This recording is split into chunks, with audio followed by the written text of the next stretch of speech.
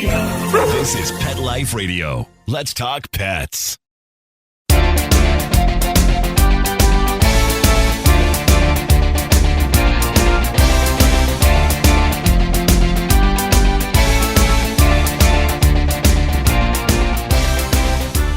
everybody, welcome back to another episode of Groomer Humor on Pet Life Radio. As always, we are your hosts. I'm Rudy V, along with Anthony Ray. First and foremost, we want to thank our producer, Mark Winter, and Pet Life Radio for giving us the opportunity. And we want to thank you guys for always listening in and making the show what it is today.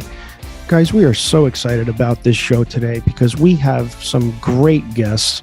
We have a husband and wife team, Victoria Chalaya and Rico Stoll, from YouTube's NautiStyles. Guys, these guys started a YouTube channel back in 2015 where they're touring and showing beautiful boats and yachts, liveaboard yachts ranging from as little as $100,000 to millions and millions of dollars. They themselves live on their own yacht, and they lived on their yacht with their wonderful dog, Marco, who this show is dedicated to. Before we introduce them, we want to make sure that Anthony did his homework and he studied his nautical lingo. Anthony, did you study your nautical lingo? I don't know nautical lingo. Well, I told you we were going to have Victoria and Rico on the show, so it's very important that you did your nautical lingo. So I'm just supposed to assume I got to morph into somebody nautical just overnight? I gave you a homework, so I'm going to test you. Anthony, what's a stern? When someone's angry. Oh, nautical. Not the nautical. The nautical. Oh. No, and it's for one. It's the back of the boat. The back of the boat. Okay. What's the bow? What's the bow? After when you. No. I think it's the front of the boat. It's the front of the boat. I keep forgetting we're doing. I keep forgetting we're doing nautical terms. Okay. What's the salon? It's where you get your hair done. No, man. It's the living room of the boat. The salon is the living room's called a salon. Guys, nautical lingo is completely different. It's not the same. So it's just not the same. So okay. What's a ensuite? Oh, it's when someone real nice hands you chocolate. No, but on a boat.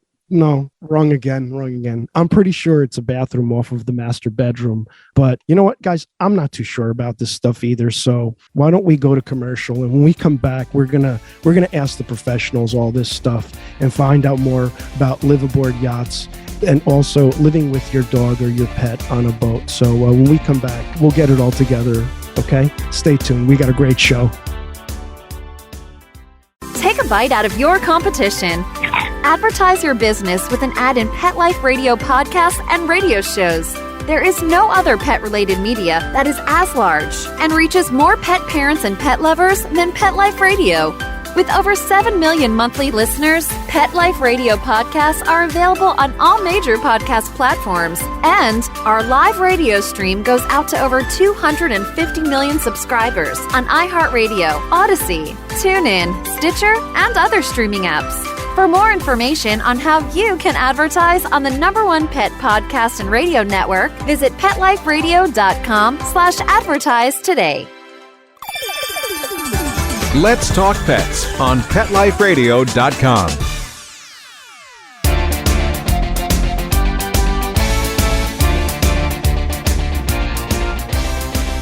Hey guys, welcome back to Groomer Humor. Without further ado, let's introduce our guests today. We have Victoria Chalaya and Rico Stoll from NautiStyles. Guys, welcome to the show. Thank you so much for being with us today. Thanks for having us. Yeah. We're so excited about this show because, again, as we talked, you came up on my recommended. And at first I saw, NautiStyles. I'm like, oh, what could this be? A little naughty and boats. Okay. Also very, very cool. So needless to say, we clicked on it and we've been binge watching you for the longest time. But we want to get a little personal, if you don't mind, because we know that Rico's a DJ, right? We all know that about Rico. And I'm just wondering, did Victoria enter the club one day and, I don't know, just say, who's the DJ? Was Rico just kind of like ready to drop a beat and say, yo, that girl right there, I'm going to buy a boat with her someday. What's her name? How did you guys meet? Oh, God. So Rico's cousin actually introduced us. And we met on the movie set, TV set, TV show. And Rico was running lights and sound for the location that we were shooting at. And I was acting in the TV show. And his, was at lunch, and his cousin just introduced us. And we finally, when we went out, like 2 weeks later, I think, we went out on our first date. Wow. It was like a lunch date. And we basically closed the restaurant. They kicked us out because we were there for so long. Yeah. And it was kind of interesting because he gave me like this mixed CD. When we said bye, right? Yeah, we're saying bye. He was like hanging onto my car. He didn't want to admit it. And then he gave me his mixed CD, like a CD from, not mixed CD for me or anything, just basically a recorded set from one of the clubs. And I love electronic music. It was just a big thing for me. So for like 10 days, I didn't listen to it because I totally liked him, and we clicked and we had such a connection. And I was like, what if I just absolutely he has like a weird taste in house music, and it's just, what if it sucks? Like, what if he's just bad, And so for 10 days, I didn't listen to it. And then nothing. We kept talking and texting. And then one of my friends who I went to like a whole bunch of raves with, and, it's like basically my clubbing buddy. He was like, so what's up with this DJ guy? Are you going out with him again? I said, I don't know. I like him, but he's like, well, did you listen to his stuff? I said, no, I'm just so nervous. What if I hate it? He's like, oh, just please listen to it. So I did. I put it in my car, and it was like 15 minutes in, and I was like, this is weird. We literally like the same music. It's just crazy strange. Same style of music, same type of house music. And and from that point. And finally I was able to get a second date. Yeah. Right. And you definitely weren't hanging onto the car, right, Rico? No. I might have leaned against it. That's resting. That's just resting. That's resting. That's not hanging on. That's resting. Resting. Thank you. Yeah. So we didn't meet at the club, but that was kind of it. And then I went and saw him DJing, and from that point, it was quick. Well, you know what, guys? We love a good love story, and that's why we asked the question, because here's the thing, and I think I speak for a lot of your viewers, and being a viewer myself, it really shows through on your YouTube channel. It really does. Just your chemistry together, your connection, your respect for one another when you're doing your YouTube channel. It really shows through, honestly. And it's not just the boats, the yachts, the boats, they're beautiful, but I think a lot of people are watching you guys. So keep doing that, because it really is beautiful. Thank you. Yeah. Thanks, guys. Thanks for adding out all the bickering and stuff. You got it. You got to put them in the outtakes. Yeah. Just be careful when you press record. That's all. Yeah. I do make him look real good in the videos, for sure. Rico's the man. I think he's cute. I think he's adorable. I'd sail with him any Thank day. you. You know what? Listen, if you're going to sail with anybody, you want it to be Rico, because I know that, if you and me had a yacht, we're going to need your cell phone number, because when we buy our yacht, you're going to be getting that call in the middle of the night. Yo, Rico, it's not starting. And I'm sure the answer is going to be something like, hey, Rudy, why don't you press the start button? And it's going to be like, oh, you know what, Rico, it did it. Sorry to bother you. Say hi to Victoria. You're making fun of it. I've done yacht maintenance and management for, I don't know how many years now, 8 years or something, or maybe a little longer. I've received plenty of these calls. Oh, good. Of course you have. Yeah. So you won't be surprised when we call. That's good. Nope. Yeah. We were a little nervous about that. But it's also to the point that you've experienced it yourself of in the very beginning in our journey, it was like he's done some stuff, and I'm like, just call a friend who knows everything. And he's like, no, I got it. I changed the part. I do all this work, and then still not working. It's still not working. And then turns out a simple breaker somewhere which you didn't think exists. No, Victoria was like, did you check a breaker off? There's probably a fuse. I was like, no, there's not. I'll fix it. And I changed the whole. It was a sump pump for a shower drain, and I bought the new box. I put a whole new box in. I wired everything up. Still not working. I was like, man, what did I do wrong? And then at some point, read the manual. She's like, you really sure that there's no breaker? And fair enough, of course, there was a stupid 12-volt breaker panel with push breakers. You just push it back in, and fair enough, it works right away. Oh, It man. was so And stupid. bingo. But here's the thing. Like, Victoria, you find stuff. One of my favorite parts of your videos is you finding the storage. Like, you Fascinating. I get all jazzed up every time you do it, because it's like it's like you look like you're discovering stuff the owner didn't even know was there. Yeah. I know, it's so exciting. It's like it splits 50-50. It's not. It's like 40-60. I think 40% of the people, it's probably 30. 30% of the people say don't open Everything. And then there's like 70%. They're like, open. And sometimes you really find stuff that you didn't know is there. And for us, it's, we pre-tour the boat, I would say like 75% of the time. We will look at it Quickly, real quick just to see which way we're going to tour it, because we do like one take, kind of like you guys do with podcasts, and maybe just a little bit of what you see in outtakes, but that's it. Like literally our outtakes, and that is pretty much the video. We don't do many takes or, nothing. So we like that element of surprise and real, and we try not to pre-tour stuff. And so sometimes, and I was on a boat where the broker gave us a quick tour, and then I found an extra head, an extra toilet, an extra bathroom. He didn't know existed. He didn't know it was there. That's fascinating. That is the broker listed the boat. Yeah. I didn't know that it had 3 heads instead of 2, which is crazy. It had like a hidden door. It was kind of like a hidden door. Yeah, I was almost joking and exaggerating that you would find stuff the owner doesn't know is there, but that's real. We literally did the tour. I walked out and I said, I found you another bathroom. He starts laughing. I said, no, really, I found you one more. He's like, oh, there goes my my little ears. I need these. Can you get me these? Well, that's kind of hard with both of us. We got to sit like this. You guys. Well, speaking of storage, I wanted to ask really quick, for like somebody just getting into a live aboard Entry level. Is that what it's Entry called? level. Sorry, Come on, man. Get your lingo. I haven't gotten all the lingo down yet. Like, how important is it for an entry level or to have a good storage? Is good storage a big problem when you're doing a smaller entry level type? Because obviously, I'm assuming it's not a big problem on those $1 million yachts and stuff like that. But like entry level, somebody just getting into it, is a good amount of storage important? Well, if you're going to live on a boat, right? So we have our affordable live aboard yacht series, which you guys have seen.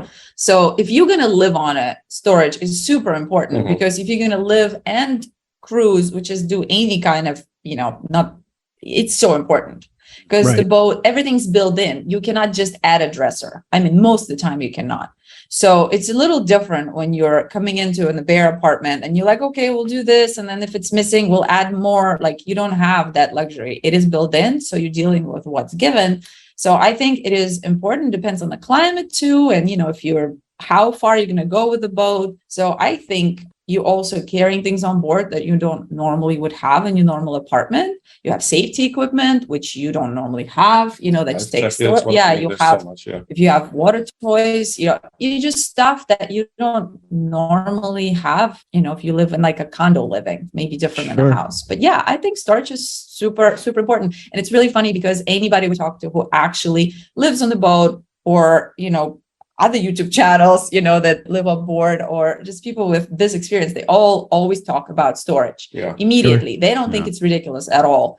It's people that not quite sure what they want to do in the boating world. They usually complain. You're like, well, you will know once you live on it that you need it. Right. Yeah, that's a great. Yeah, it's very important. It didn't occur to me that when you're living aboard, you have things like you just said that you wouldn't have in an apartment. Sure. Like, I'm probably not going to bring my horror figure collection that I have in my bedroom. I'm a little addicted to horror movies, but yeah, like that could probably be left at home. You're going to need storage for that. That's important. Nobody will ever see it, but it'll be there with you. Yeah, it'll be. I still have the collection.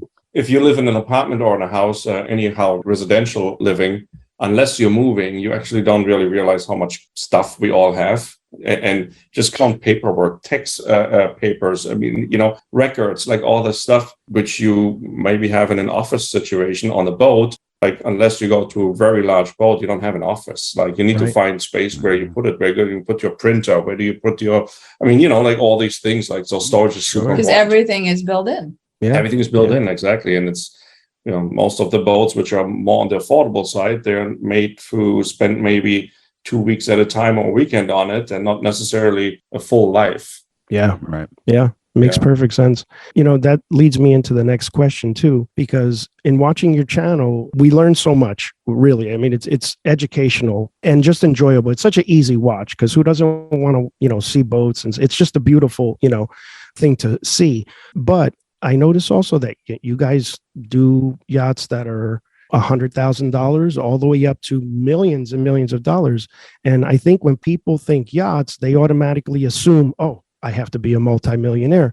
But you're bringing to the surface that you don't necessarily have to be a millionaire. This is affordable. And again, it's one of those things that I think I speak for a lot of people. People love about your channel, and we appreciate that. And so with that being said, what should somebody do? Do they start with, an entry level, like, despite money, if you have millions and millions of dollars and you can afford a big giant yacht, is it still not good to do that? Should you still kind of go in entry level just to, adjust your life? You want to answer? I don't know if we're the right people for this. I don't know either. It's really funny that you're asking this question, because I'm actually just helping a client of mine finding his first yacht. And we're looking up all the way to 140 feet, which is, we're talking like 8, 9, 10 people crew. I mean, it's like a full-blown business. It's like running a company. But in general, for everybody who's, not in that position and not as motivated to go, that's more or less crazy. I would say, start, kind of like getting certified, getting your boater's card, which most of the states in the US already now require for younger people. And it's going to get phased in anyways for everybody, to every age group at some point. Maybe get certified like Sailing ASA, or there's other different organizations which do sailing certifications. Get your feet wet, not literally, but that's not good. Hopefully not. That's where you're at, I guess. But learn the rules of the road, like get familiar with the whole material, and start with whatever you can afford, and then upgrade whenever you're ready to upgrade. I think that's how I would just get in. Just get in and that's probably the most common question we get asked when we meet people at boat shows. They just immediately ask us, like, hey, what do I do? Do I wait for my dream yacht? Do I save? Do I wait until I retire in 5 years and then sell my house? And I always say, no, just buy what you can afford right now, because that is not going to be your last boat. It's not. You will upgrade. That is a normal progression. Get what you can get right now, even if it's a little bit of an older boat, but a better build. Maybe get that and just learn as much as you can. There is definitely a learning curve. Buy smart, buy something that you're not like way over your head. Sometimes we show older, like much older boats, which are a great deal and it's exciting, but it's also a challenge. So unless you're really hands-on, you could be way over your head. So I think just get what you can, what makes sense for what your level of expertise with this, and just get experience. And then eventually you will upgrade. And there is no such thing as perfect boat. It doesn't exist. It's like a perfect house. It doesn't exist. We're building, you guys know, we're building a 75-foot Explorer yacht right now. And it is our dream boat at the moment. It doesn't mean that it's going to be our dream boat in 10 years. It's right now.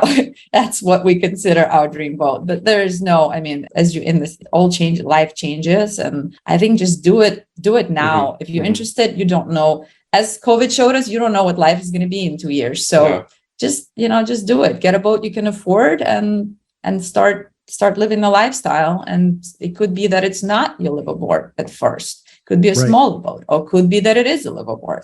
It just really depends on what you can afford at the moment. Yeah. That's funny, because I would have completely disobeyed everything they just said.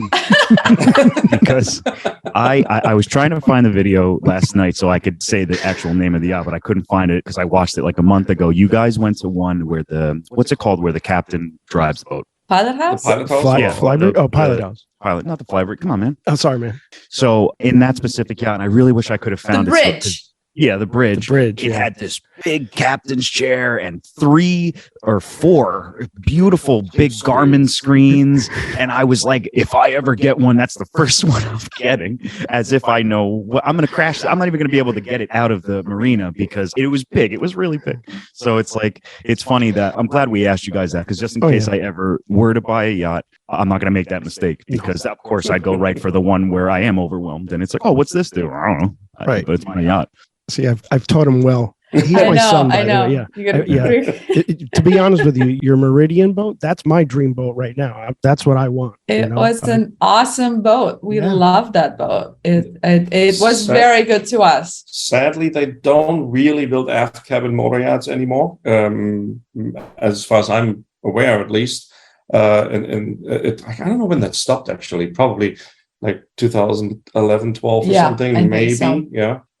It's just amazing how much space you get for the length of the boat, with a huge aft bedroom you still have, and then the big open concept in the middle. It's amazing. Yeah. Yeah, it was a good boat. We just sold it like 3 weeks ago. You did? Oh, do you miss it? Yeah. You miss it? I bet you don't miss the. I think it was time. It was time, and it went to good people that we knew, and it was awesome. You don't miss the refrigerator, though. No. I kind of learned to live with it towards the end. It was, it's not as bad. I still didn't freeze ice cream, but I think I'm excited for the new and good fridges. Yeah. A few fridges. Yeah. Yes, for sure. Yeah. I want to talk a little bit about what you originally said when I first answered the question, as far as like credentials. So correct me if I'm wrong, because I just read this, but Victoria, you're a USCG license captain. Are you still that, or did you upgrade? Yeah, we're both. I mean, it's all the captain's licenses in the US are US Coast Guard. Yeah. Okay. So yeah, we both. That just means a captain's license in the United States. There are different kinds in different countries. Like, Britain has their own, and, but for US, it's US Coast Guard issues the licenses. So we both are. Yeah. Rico's his tonnage is definitely a lot bigger than mine. Rico's 200 GT Master Captain.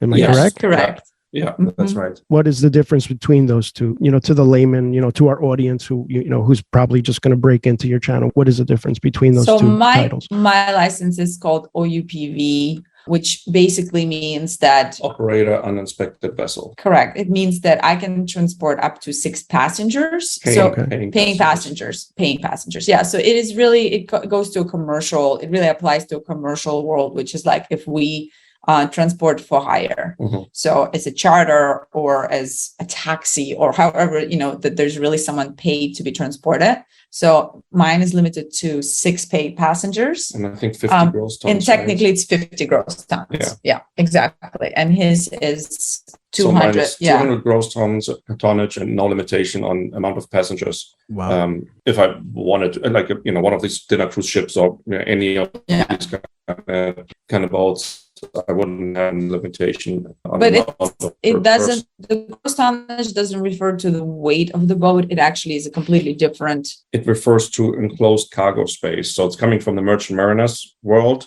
and it's just getting applied to pleasure crafts, which is kind of like a little weird, but there is a formula how to calculate that, and it kind of works out.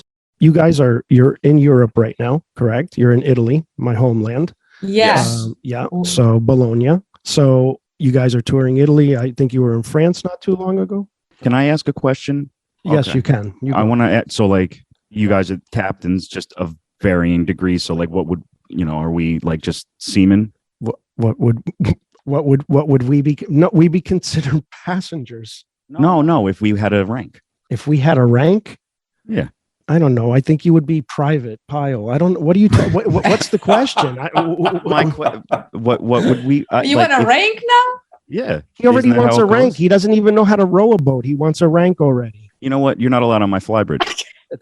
You know what? You're not allowed in my salon. Yeah. If you would apply for any position on a private yacht, it would probably be deckhand. You would start as a deckhand.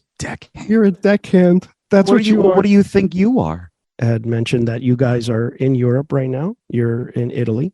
Yeah, we're Correct. actually in Italy. Yeah. You're in Italy, my homeland. And you were just recently in France. And so tell us a little bit how it's going. Give us some European highlights. What's going on over there? We were just at Cannes Yachting Festival, which is probably the largest Mediterranean boat show. Yeah. And we're still here for a little bit. We have some meetings in Italy, and we're going back to Monaco for the Monaco Boat Show at the end of the month. So we're spending pretty much a month here this year. Horrible. I know. We've been eating a lot of pizza and pasta in the last 2 days. It's been amazing. It's actually my very first time in Italy. I have never been to Italy. Really? Do you like it? Love it. I can't say that we've seen a lot of it yet. We've just been Just got there. in one area trying to get some work done, but we definitely been culinary experiencing it. And oh my God, I just feel like the hole in a wall place, and the food is amazing. So the food is, I think my expectations were pretty high, and I was afraid that I was going to get let down a little, but it is really, really good. So I'm just kind of blown away by everywhere we go. We order like 4 main dishes, and the waiter or waitresses are looking at us like, "You guys sure you can eat that? We're gonna take the rest home. Don't worry about it." Of course we are. That's what I would do. Definitely. we're trying everything, like literally ordering way too much. That's the way to do it. So as we mentioned, you guys, we are dedicating this show to Marco.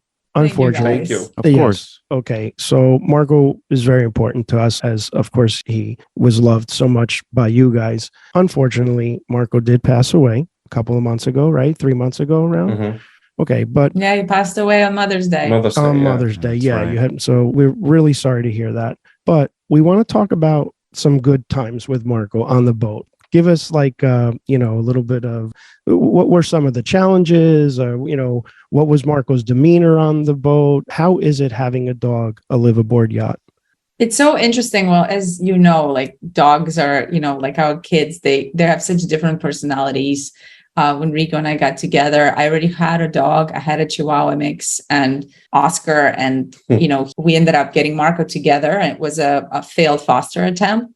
Actually, Rico adopted him before even asking me. I mean, I thought he was great, but he just when he's like, I adopted him already. I was like, okay. This guy's not going anywhere. He's going to stay here. And he was, So Oscar was 10 years old, I think, when we got Marco. So he was, he was the only child for a long time. Was definitely, he was with me. He was 3 months old and just had a very different attitude about him. And Marco was just so happy to just be loved. I mean, he was just the sweetest little guy. And my Oscar was, I feel like he was a little spoiled in a way, because he had so much attention, and he just didn't, I feel like it was on his terms. But with Marco, he was just so happy to just have a family, and you could tell he was just sweetest. Oscar was an aristocrat, and Marco was a village boy. A little bit, yeah. And it's pretty funny because once we moved onto the boat, they were also different, because Oscar was a total sea wolf. He loved the boat. Anytime a boat took the boat out, he was standing there balancing and just loved it. And Marco was very sensitive. And when it got rough, he got seasick. He literally gets seasick, and he would throw up. And it was just, hard. Not all the time, but it was, for him, it was not, it took time to kind of get used to it. In the marina, he loved it. He loved it's funny because he loved the dinghy, the small boat, the tender. He loved that and didn't have any problems. No, nothing. Yeah. He absolutely, would just say like, "Hey, you want to go for a ride in a dinghy?" It was like going for a ride in a car. He absolutely loved it. Yeah. But the big boat, like his experience was different. They're so different and from each other, and his experience was definitely a little different. But he got used to the boat life, both of them. It was very easy. I think having a boat and a dog on the boat is pretty easy. I think overall people are so worried, but I think dogs naturally adapt so easily to, or a cat for that matter. Like, I think they do really well on a boat. They get used to it. They totally realize what's going on. Most of the time people go like, oh my God, what if they fall out? Or what if they know what's going on. They know their comfort zones and like where they can go and not. Our boat was very safe. It was like pretty much like child-proof in the way that it was set up. Close, right? Yeah, because they're so little. And that was part of the reason we liked that boat so much. But they also never, if they didn't feel comfortable to go forward, like they won't. So I feel like people sometimes they say like, oh, I have 2 dogs. I don't think I can do the boat life. I don't really see it being that much of a challenge. And, they got trained really, really easily and absolutely loved it. Doggy toilet trained. But plenty of people have doggy toilets on their balconies or terraces. And when they work during the day, they leave the door open a little bit or whatever. That's the most asked question on our most watched video, which is the tour of our boat, is where does Marco go to the bathroom? Right. So there's another video that I made and I put a little piece in there because people just kept asking me that. And didn't you film him? Yeah, I actually filmed him. Of course you did. Because people kept asking me like, how does it work? Yeah. YouTubers. He did. That was just shocking, it's hilarious. And he demonstrated for everybody. But yeah, we had a little doggy toilet and they were great. Both of them were really good going on it. So it was pretty easy. Of course, it's harder with a larger dog, but you can still do it. I think it's very much doable. That's great because it would suck for somebody whose dream is to live on a yacht, but they think they can't because they have a dog. Right. And so that's And, to add to Victoria, people underestimate dogs and how intelligent they are. They, most of the time they know that's water. I'm not going to jump in there. You know what I mean? So, it's important because, we get a lot, of course, we work with dogs every day. When people finally see this, that's going to be one of the main questions. Of course, where do they go to the bathroom? All of that. Now, my other question is, when you guys are like docked or you're in the slip, right? Do you also have a land house also, or you're just 100% on the boat? 100% on the boat. You were 100% on the boat. Okay, so my question would be, let's say, there's a storm coming, and maybe it's not, a deadly storm or anything like that. Does the boat rock a lot? I mean, how do you deal with that? How do the dogs deal with that? Do they get afraid? I mean, do you go on land? Not in the marina. Okay. If you're tied up to the dock properly, where we were, it's a huge marina. Of course, if you have in Florida and you have a hurricane coming at you, that you have bigger problems. But in a normal setting, that just because it's really windy, you have 40 knot winds, like it's fine. I think we had some nights where it was pretty windy and the gusts were hitting the boat, and the boat it moves just a little bit, but in the slip, so it's not. It's very safe. I don't think our dog's scared at all. No, I think they were just like, oh yeah, let's. No, the usual fears, fireworks and stuff like that, but nothing really weather related. No, I think not at all. Marco did fall into the water once. Oh boy. Okay. He was trying to get off the boat. Yeah. He was trying to get off the boat and he jumped. He was always kind of fearless when it came to anything, which is so funny because he was sort of sensitive, but then fearless at the same time. And so he would always jump from the dock onto the boat and then go up the stairs until he, got older. But one time we had the boat were actually, our boat got detailed. So they moved the boat, pulled it to one side. So the normal gap was a lot wider than usual. And obviously Marco didn't know that. Oh. And as he was getting off the boat, like I was coming down the steps and he was standing there like ready to jump. And one of my friends was standing on the dock already, and both of us screaming at him, "No, don't jump!" And he's just standing there and just jumps, completely submerges, like in between the dock and the boat. My friend immediately like pulled him out, and from that point, he got hesitant. Anymore, Yes, he got hesitant to jump. Sure, but that was definitely not a fun experience for him. But he's not deckhand status yet. He's not that. He was little guy. Yeah, he wasn't deckhand status. Well, he's got to get on my level, and he would have made it. Yeah. Oscar would never try it, even like he would just be like, I'm not even going to attempt this. But Marco was always up for trying stuff. Yeah. But Oscar never had problems like that. They're creatures of habits. He was off a couple of feet. That's all. He did the right thing. Yeah, just a little. Just kind of, tricked them a little bit. You know what I mean? But, same thing would have happened to me, I'm sure. Oh yeah. You guys would have had to pull me out. Yeah. After a couple of drinks, Anthony's in the water automatically. He's going to be in the water. That's why I don't want to get a boat yet, because we have to figure you out, I'll be fine. All right. I'll be in the fly bridge, the pilot, whatever. Okay. Whatever they said it's called, I forget. Yeah. Well, listen, The bridge. the bridge. Exactly. See, just like I said, the pilot's bridge. Pilot's bridge. We're gonna test you. I mean, we're gonna retest you, because the nautical language is a language in itself. Hard. It's hard. It is difficult, but we're getting it. We're learning more and more. And you guys, if you guys want to learn more and more, please check out Victoria and Rico. Go to YouTube and just search NautiStyles. If you guys want to learn more about boats and yachts, these are the people to learn from. Trust me. We're going to go to a quick break, and when we come back, we're going to talk a little bit more to Victoria and Rico. For those fortunate to have experienced the deep bond and unconditional love of a companion animal, the death that follows can be one of the most difficult and misunderstood losses to go through. Many times, this devastating loss goes unrecognized and trivialized by family and friends, leaving grieving pet parents struggling to find healthy ways to cope with the loss.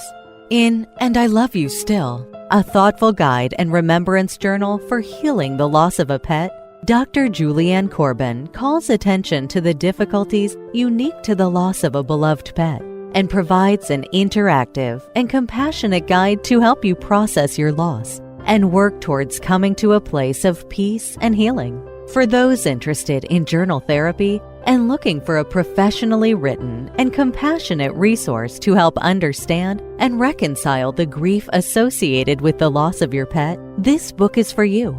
And I Love You Still, a thoughtful guide and remembrance journal by Julianne Corbin, is now available for purchase on Amazon and other major book retailers. Let's talk pets Let's talk pets on Pet Life Radio. Pet Life Radio. PetLifeRadio.com.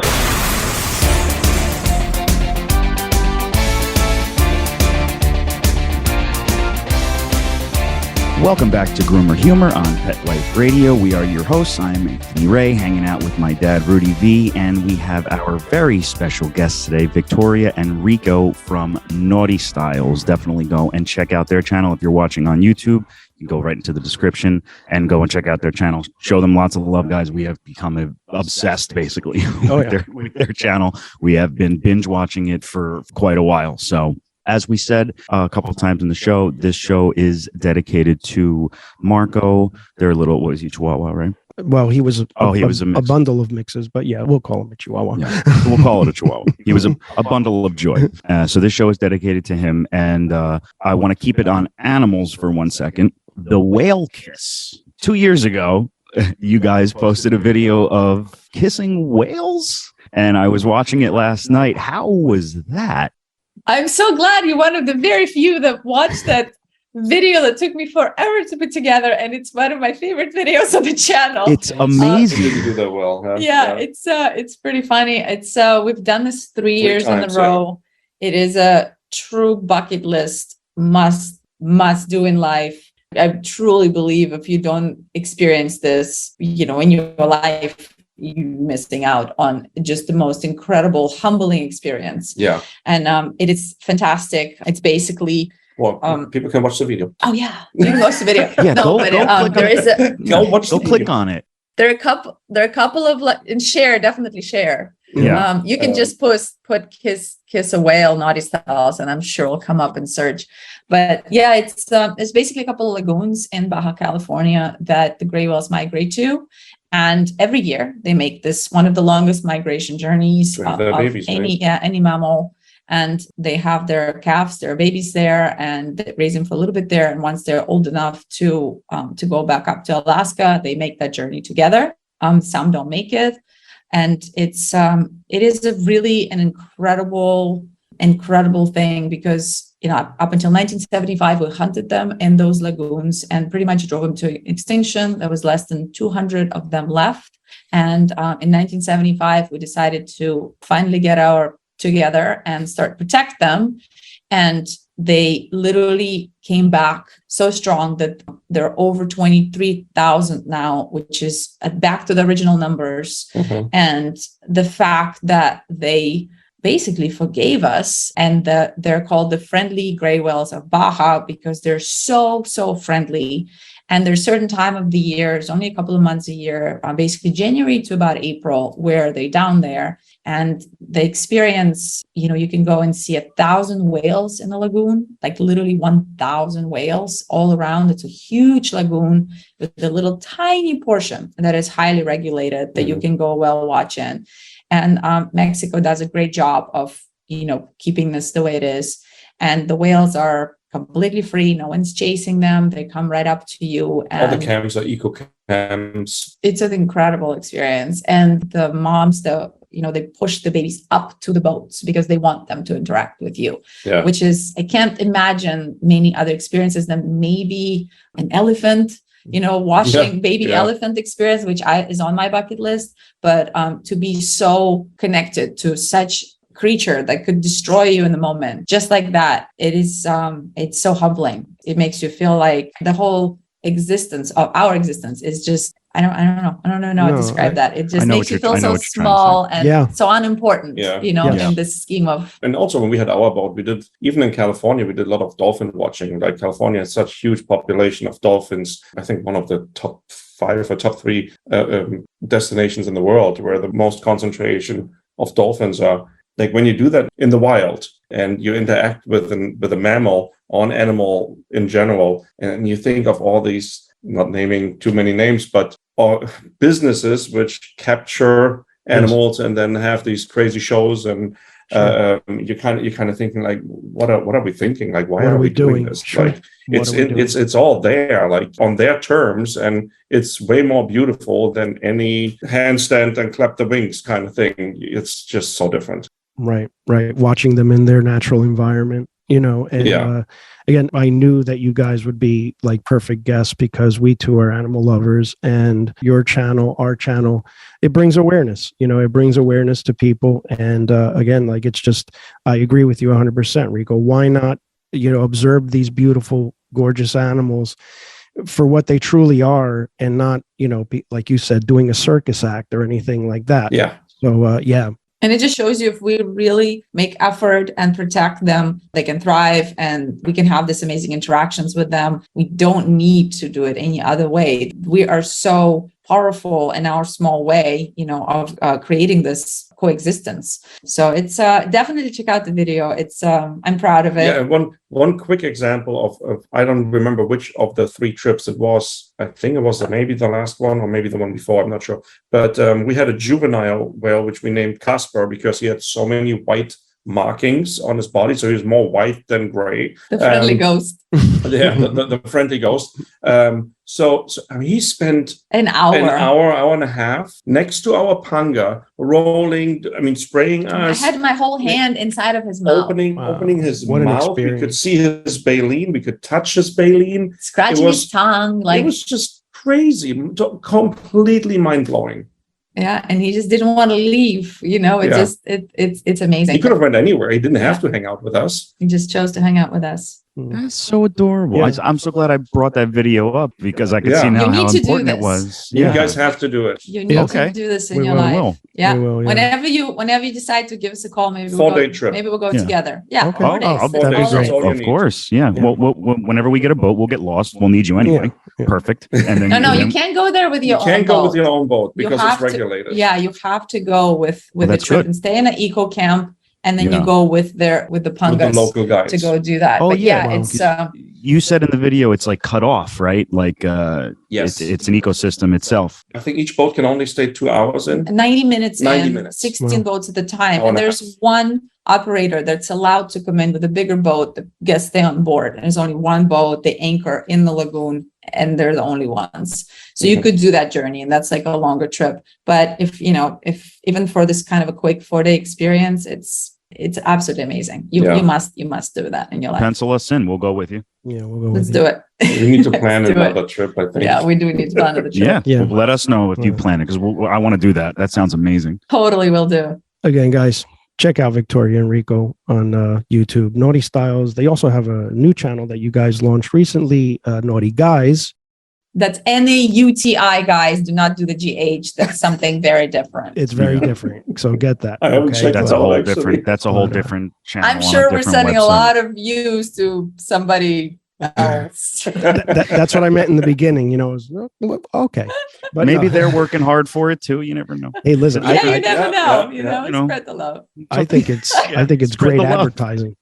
It is. Yeah, good it's advertising. it's smart. Yeah. So where else can people find you? So you have your YouTube channel. You have your second YouTube channel. You guys have both Instagrams. We have That NautiStyles and same handles, NautiStyles and Naughty Rico Rock Guys. Stoll. That's me. Rico Rocks Stoll is his Instagram with all his DJ stuff. And yeah, I mean, of course, Facebook, and our website is nautistyles.com. Mhm. And we also have a nautical store that we're currently expanding with some cool merch and some cool naughty gear. And that's shopnaughty.com.